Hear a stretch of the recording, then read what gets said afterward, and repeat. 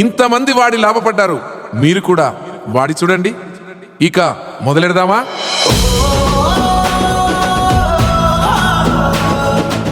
నమస్తే. రాజమండ్రి సెంట్రల్ జైల్లో మనమున్నాం. మొత్తం దాదాపు 8 ఎకరాల్లో కూరగాయలు, ఆకుకూరలు, అదేవిధంగా పదుల సంఖ్యలో ఎకరాల్లో పండ్లు ఇక్కడ సాగు చేస్తున్నారు. మన వెనకాల 100కు పైగా ఆవులు, గేదెలు కూడా ఉన్నాయి. రోజుకు పదుల సంఖ్యలో లీటర్ల పాలను తీస్తూ కూడా దాని ద్వారా కూడా ఆదాయం పొందుతున్నారు. మొత్తము ఏ రకాల పంటలు ఇక్కడ సాగు చేస్తున్నారు, ఎంతమంది మనుషులు దీనికోసం పనిచేస్తున్నారు, అసలు ఈ జైల్లో వ్యవసాయం చేయడం వల్ల జైలు శాఖకు ఏ విధమైన ఆదాయం వస్తుంది, ఖైదీలకు ఎంత ఆదాయం సమకూరుతుందనే పూర్తిస్థాయి సమాచారం ఈ వీడియోలో తెలుసుకునే ప్రయత్నం చేద్దాం. మనతో పాటు రాజమండ్రి ఓపెన్ జైలర్ సురేష్ కుమార్ గారు ఉన్నారు. మనం ప్రస్తుతము తూర్పుగోదావరి జిల్లా రాజమండ్రి పట్టణంలో ఉన్నటువంటి రాజమండ్రి సెంట్రల్ జైల్లో ఉన్నాము. ఈ సెంట్రల్ జైల్లో వ్యవసాయం చేస్తున్నారు. అనేక రకాల పండ్లు, కూరగాయలు, ఆకుకూరలు పండిస్తున్నారు. అదేవిధంగా పాలు కూడా తీస్తున్నారు. మన వెనకాల గేదెలు ఉన్నాయి, మనకి ఎదురుగా ఆవులు, ఎద్దులు చాలా ఉన్నాయి. ఇక్కడ వ్యవసాయం అంతా కూడా పూర్తిగా సేంద్రియ పద్ధతుల్లో చేస్తున్నామని చెప్పారు.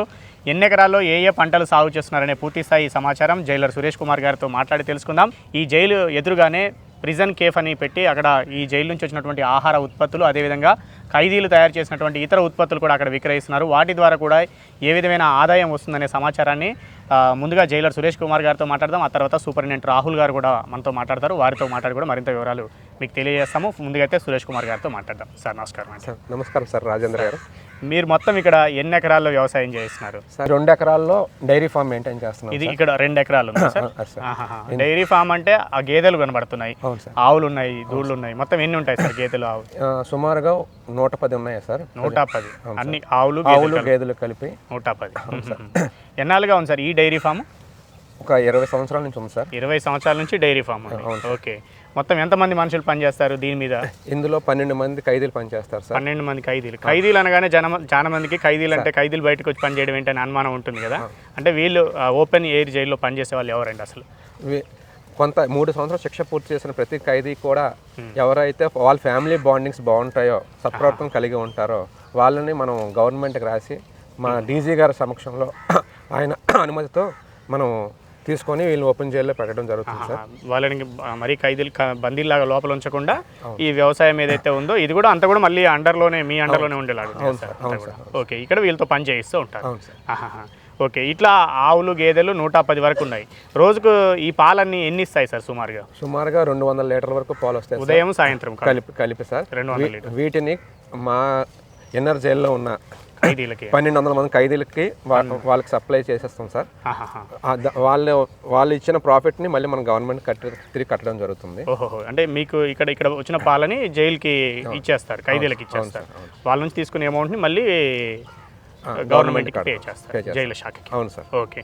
ఈ డైరీతో పాటు ఇంకేమేమి పంటలు ఉన్నాయి? మామిడి తోట ఉంది సార్. పాత మామిడి తోట ఎప్పుడో వేసినట్టున్నారు. చాలా. అవును సార్. ఒక 30 సంవత్సరాలు అయింది మామిడి తోట వేసి. ఈ డైరీ నుంచి వచ్చిన వీటి ద్వారా పండించడం జరుగుతుంది. వర్మీ కంపోస్ట్ యూనిట్ కూడా ఉన్నట్టుంది. అవును సార్. వర్మీ కూడా మీరు ఇక్కడ తయారు చేస్తున్నాం సార్. మిగిలిన భూమిలో సపోటా తోట ఉంది, కొబ్బరి తోట ఉన్నది సార్. కొబ్బరి తోట. ఇవి కాక చింత చెట్లు, నేరేడు చెట్లు, ఉసిరి చెట్లు, ఇవన్నీ ఒక 20 ఎకరాల వరకు ఉంటాయి. ఇవి కాకుండా రోజువారీ పనులు చేసి ఇక్కడ జైలు ఎదురుగా కూడా కేఫ్ పెట్టి కూరగాయలు అవి అమ్ముతున్నారు కదా. ఆ కూరగాయలను ఇక్కడే పండిస్తున్నారు? ఇక్కడే సార్. ఇక్కడ పండించడం అంటే అందరు కూడా ఖైదీలేనా? ఇక్కడ పనిచేసే వాళ్ళంతా కూడా అందరూ ఖైదీలే సార్. ఖైదీలతోనే చేస్తాం. వచ్చిన పంటని ఎక్కువ మొత్తంలో వస్తే జైలుకి ఇండియన్ రూపంలో ఇవ్వడం జరుగుతుంది. జైల్లో ఉన్న ఖైదీలకి ఇండియన్ రూపంలో జరుగుతుంది. ఇంకా రోజువారీగా బయటన పెట్టి సేల్ చేయడం జరుగుతుంది సార్. వాటిని వచ్చిన ప్రాఫిట్స్ కూడా మనము మా డిపార్ట్మెంట్ కట్టడం జరుగుతుంది. డిపార్ట్మెంట్కి కట్టేస్తారు. ఓకే. ఇప్పుడు వీళ్ళందరికీ వ్యవసాయ అనుభవం ఉండదు కదా సార్? అంటే వాళ్ళ గతంలో చేసిన అనుభవం ఉంటుందా, లేదంటే ఎవరైనా వచ్చి హార్టికల్చర్, అగ్రికల్చర్ డిపార్ట్మెంట్ వాళ్ళు ఎవరైనా విజిట్ చేస్తుంటారు అప్పుడప్పుడు? ముందుగా బయటకు తీసుకున్న వాళ్ళు ఎవరైతే స్కిల్డ్ వర్కర్స్ ఉన్నారో వాళ్ళని తీసుకొని వాళ్ళ ద్వారా మిగతా ఖైదీలకు కూడా మనం ఇవ్వడం జరుగుతుంది. ఇది కాక హార్టికల్చర్ డిపార్ట్మెంట్ నుంచి కానీ, అగ్రికల్చర్ డిపార్ట్మెంట్ నుంచి కానీ సూచనలు తీసుకొని వాళ్ళు కూడా వస్తుంటారు, రెగ్యులర్గా వస్తుంటారు సార్. 2-3 మంత్స్కి ఒకసారి వచ్చి వాళ్ళు ఎక్స్ప్లెయిన్ చేస్తారు. వాళ్ళు చెప్పిన సూచనల ప్రకారంగా ఇక్కడ పండించడం జరుగుతుంది. ప్యూర్లీ ఆర్గానిక్ సార్ మాది. మొత్తం ఎన్నాళ్ళుగా చేస్తున్నారు సార్ ఇక్కడ వ్యవసాయం? జైలు పెట్టిన దగ్గర నుంచి ఓపెన్ జైలు అనేది ఎప్పుడైతే స్టార్ట్ అయిందో అప్పటి నుంచి వ్యవసాయం ఫస్ట్ స్టార్ట్ చేసింది వ్యవసాయంతోనే స్టార్ట్ చేశారు సార్. ఎందుకంటే చాలా వరకు మాత్రం పల్లెటూరుల నుంచి వచ్చిన ఖైదీలు ఎక్కువ ఉంటారు కాబట్టి వాళ్ళకి వ్యవసాయం మీద అనుభవం ఉంటుంది కాబట్టి మాకుండే ల్యాండ్స్ని మేము సాగు చేసుకుంటూ వ్యవసాయాన్ని చేస్తున్నాం సార్. ఓకే. మా మెయిన్ కాన్సెప్ట్ అయితే మాత్రం ఖైదీలకి వ్యవసాయం అనేది ఒక లింకప్ అయి ఉంటుంది కాబట్టి వ్యవసాయాన్ని మేము ప్రధానంగా తీసుకొని మేము ముందుకు కూడా చేస్తున్నారు, దాన్ని మీరు కంటిన్యూ చేస్తున్నారు. సార్. ఓకే సార్, రైట్ అండి. Thank you sir. నమస్కారం సార్. నమస్కారం సార్. ఇది సురేష్ కుమార్ గారు చెప్తా ఉన్నది.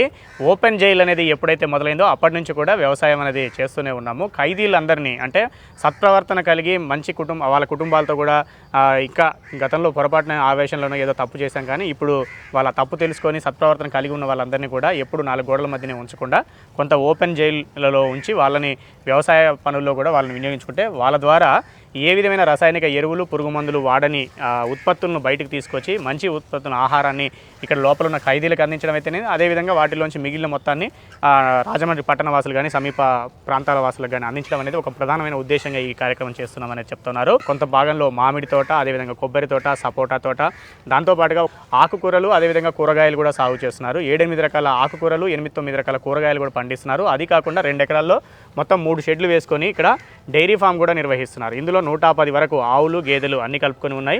వీటి నుంచి రోజు ఉదయం సాయంత్రం కలుపుకుంటే 200 లీటర్ల వరకు పాలు తీసుకుంటున్నామని చెప్తున్నారు. ఈ పాలన్నీ కూడా జైలు లోపల ఉండేటటువంటి ఖైదీలందరికీ సప్లై చేస్తూ ఉన్నాము.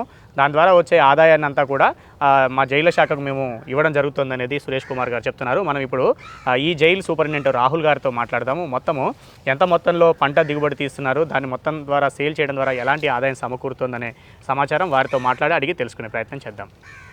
నమస్కారం. నమస్తే. మనతో పాటు Rajahmundry central jail superintendent Rahul గారు ఉన్నారు. వారితో మాట్లాడి ఇక్కడ వ్యవసాయం ద్వారా జైళ్ల శాఖకు ఎలాంటి ఆదాయం వస్తుంది, ఈ ఖైదీలకు ఈ కార్యక్రమం తీసుకోవడం వల్ల ఎలాంటి ప్రయోజనం ఉందనే పూర్తి స్థాయి సమాచారం వారిని మాట్లాడి అడిగి తెలుసుకునే ప్రయత్నం చేద్దాం. సార్ నమస్కారం. సార్, ఇక్కడ ఖైదీల తోట చేత ఓపెన్ జైల్లో మొత్తం అంతా కూడా వ్యవసాయం చేస్తున్నారు కదా, దీని ద్వారా ఎంతమంది ఖైదీలకు ఉపాధి కల్పించగలుగుతున్నారు? మేము ముందుగా ఒక 45 మెంబర్స్ని ఓపెన్ ఎయిర్ జైలు ఖైదీలుగా బయటకు తీసామండి. తీసిన తర్వాత వాళ్ళకి వీళ్ళు మారారు అనే ఒక కాన్సెప్ట్తోనే బయటకు తీస్తాము.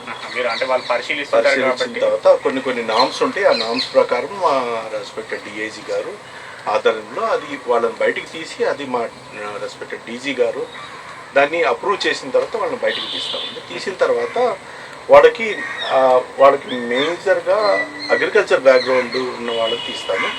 అది లేని వాళ్ళని మనము ఉపాధి ఆ ఉద్దేశంతో పెట్రోల్ బంక్స్లో పెడతాము.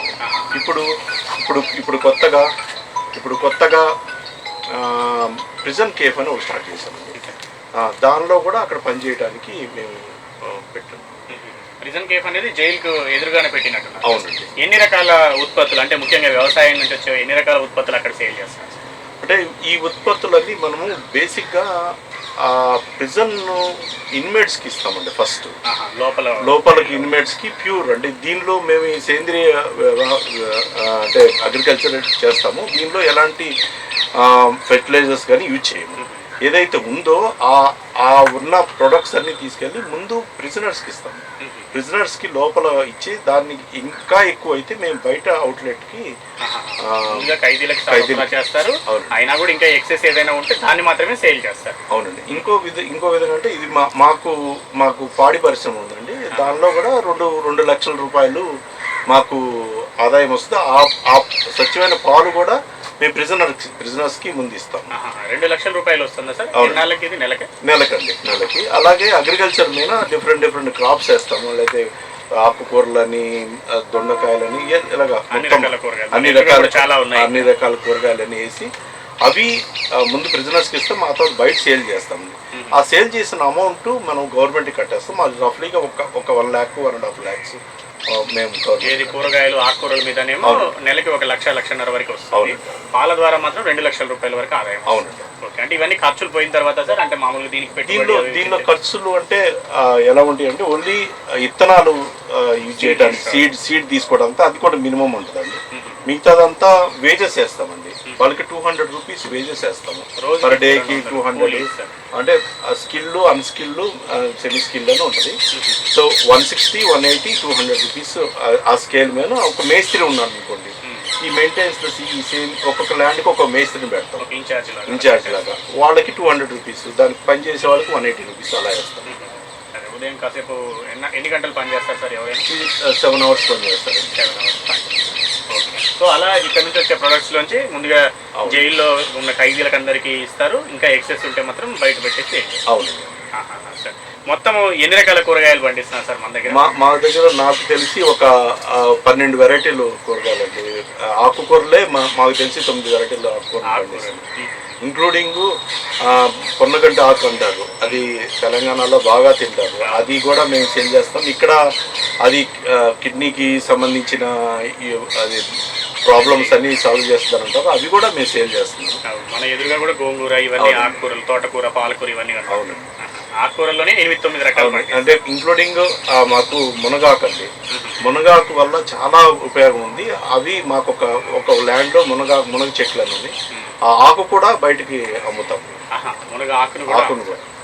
కొబ్బరి బోండాలు కానీ ఇవన్నీ కూడా చాలా ఉన్నట్టున్నాయి కొబ్బరి చెట్ల నుంచి వచ్చాయి. అవునండి, అంటే అన్ని రకాల మార్గాల ద్వారా ఎంతో కొంత ఆదాయం అది గవర్నమెంట్కి మేము కట్టడానికి. అది ఏంటంటే వీళ్ళకి బయటకు వెళ్ళి ఏం చేయాలా అనేది ఉద్దేశం ఉంటుందండి.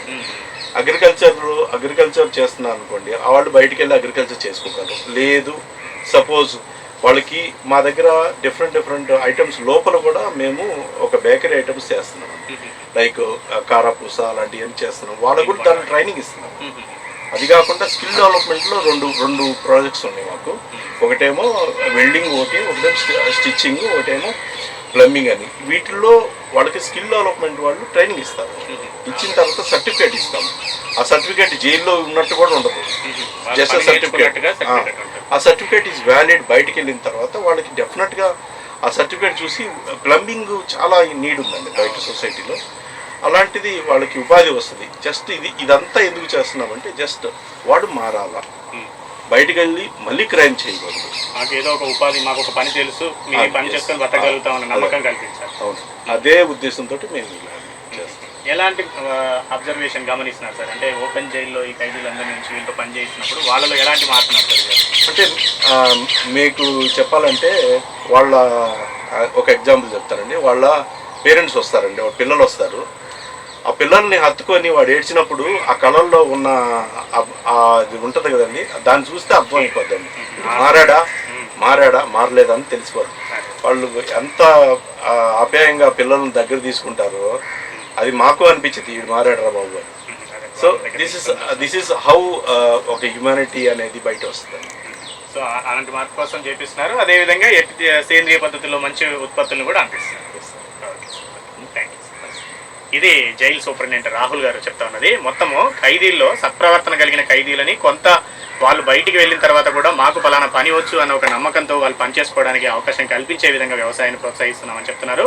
ఇక్కడ కూరగాయలు, ఆకుకూరలతో పాటు పండ్లు కూడా సాగు చేస్తున్నారు. ఈ మొత్తం వ్యవసాయం ద్వారా నెలకు వచ్చేసి జైళ్ల శాఖకు 1 లక్ష రూపాయల నుంచి 1.5 వరకు, అంటే ఒక్కో సీజన్లో ఒక్కోలాగా ఆదాయం వస్తుందని చెప్తున్నారు. దాంతోపాటుగా పాడి పరిశ్రమ కూడా ఇక్కడ నిర్వహిస్తున్నారు. డైరీ ఇంతకుముందు చెప్పుకున్నాం కదా, 110 వరకు ఆవులు, గేదెలు ఉన్నాయి. వాటి ద్వారా వస్తున్న పాలు అవన్నీ కలుపుకుంటే నెలకి ఒక 2 లక్షల రూపాయల వరకు, ఒక సీజన్లో ఎక్కువగా రావచ్చు, ఒక సీజన్లో తక్కువ రావచ్చు, 2 లక్షల రూపాయల వరకు అయితే ఆదాయం వస్తుంది. అవన్నీ కూడా రికార్డెడ్గా గవర్నమెంట్కి మేము పే చేస్తున్నాం అనేది కూడా సార్ చెప్తున్నారు.